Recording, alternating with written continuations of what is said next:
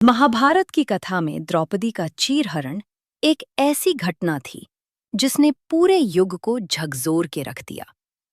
लेकिन युद्ध के बाद ऐसा क्या हुआ कि द्रौपदी रात के अंधेरे में अकेले चुपचाप कर्ण से मिलने गई?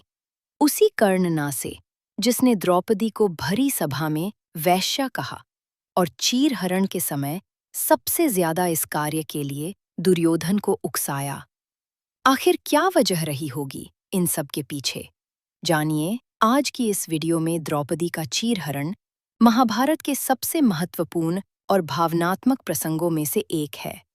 ये घटना कुरु सभा में हुई थी और इसके पीछे कई कारण थे जो व्यक्तिगत अहंकार, षड्यंत्र और धर्म के पतन को दर्शाते हैं। आइए समझते हैं कि द्रौपदी का चीरहरण क्यों हुआ।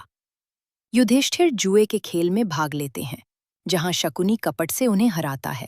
युधिष्ठिर पहले अपने राज्य, धन और भाइयों को हार जाते हैं। जब द्रौपदी को दांव पर हारने के बाद सभा में बुलाया जाता है तो वह क्रोधित और आहत होती है। दुर्योधन द्रौपदी का अपमान करने के उद्देश्य से उसे जबरन दरबार में लाने का आदेश देता है। दुःशासन द्रौपदी को घसीटते हुए सभा में लाता है और उसका चीरहरण करने की कोशिश करता है। उस समय सभा में भीष्म, कर्ण, द्रोणाचार्य, विदुर जैसे महापुरुष मौजूद थे, लेकिन वे चुप रहते हैं। कोई भी द्रौपदी की रक्षा नहीं करता, जिससे धर्म और न्याय का पतन दिखाई देता है। अंत में वे द्रौपदी को भी जुए में दांव पर लगा देते हैं और हार जाते हैं। इस समय कर्ण द्रौपदी को वैश्या तक पुकारता है और उसकी बेइज्जती होते हुए भी देखना चाहता है, लेकिन कृष्ण भक्ति ने उसे शर्मसार होते हुए बचा लिया।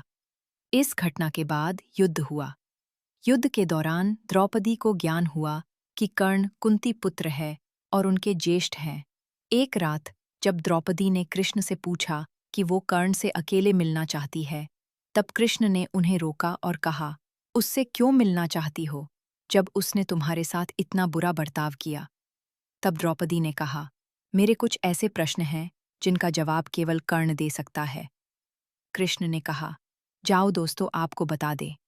कर्ण के शिविर में जब द्वारपाल कर्ण को सूचित करता है कि द्रौपदी उससे मिलने अकेले आई है, तब वो चौंक जाता है। वो उन्हें आदर सहित अंदर आने को बोलता है। द्रौपदी को देख के ना तो कर्ण क्रोधित होता है, ना ही प्रसन्न। उसे बस प्यार भरी नजरों से देखता है। द्रौपदी कर्ण से पूछती, हाँ कि उस दिन तुमने मुझे वैश्या क्यों कहा? क्या तुम्हारी नजरों में मेरा इतना ही मान है? तब कर्ण ने कहा, अगर स्वयंवर में तुम मुझे न ठुकराती तो मैं ये कभी न कहता। द्रौपदी ने कहा कि अगर मैंने तुमसे विवाह किया होता तो क्या होता? कर्ण बोला, जो अभी हुआ वो ना हुआ होता। तुम मेरी पत्नी होती और ये युद्ध भी ना हुआ होता। ये सुनकर द्रौपदी की आंखें भर आईं।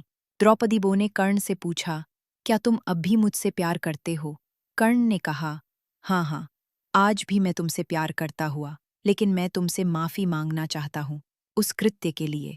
द्रौपदी ने कहा, मैंने तो उस दिन ही आपको माफ कर दिया था जब मुझे पता चला कि आप कुंती पुत्र हैं। कर्ण द्रौपदी के सामने झुककर क्षमा मांगता है। द्रौपदी कहती है कि आप अधर्म का साथ छोड़ दें और पांडवों की तरफ आ जाएं। तब कर्ण ने कहा, अब बहुत देर हो चुकी है, मैं अपने मित्र को दिया वचन नहीं तोड़ सकता। कर्ण ने द्रौपदी से कहा, आज जो मांगना हो मांग लो। द्रौपदी ने कर्ण से पांडवों का जीवन मांगा। कर्ण ने कहा, मेरा वचन है कि मैं अर्जुन के सिवा किसी पांडव की जान नहीं लूंगा। द्रौपदी ये सुनकर रोते रोते शिविर से बाहर निकल आई। मित्रों, युद्ध में मरते समय कर्ण ने द्रौपदी से फिर से माफी मांगी और कृष्ण से कहा, द्रौपदी के आंसू व्यर्थ न जाएं दोस्तों। कर्ण और द्रौपदी की ये मुलाकात कोई नहीं जानता।